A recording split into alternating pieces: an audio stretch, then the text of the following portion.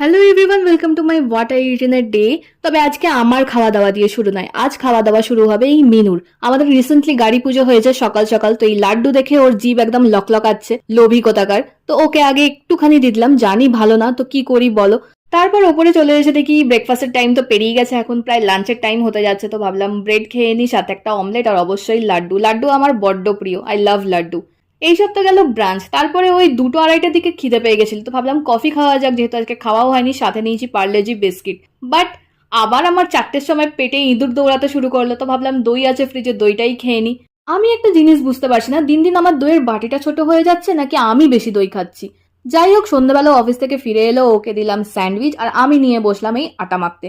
এই আটা মাখার প্রসেসটা না আমার বড্ড বিরক্ত লাগে, খুব বোরিং। রাত্রেবেলার ডিনারে ছিল রুটি আর ওকে দিয়েছি মাশরুম, সাথে অবশ্যই সকালের লাড্ডু আর অল্প পেঁয়াজ। পেঁয়াজ ছাড়া তো আমাদের খাওয়াই হয় না। আর আমি খেলাম তড়কা আর রুটি। ব্যাস, আজকের এই খাওয়া দাওয়া।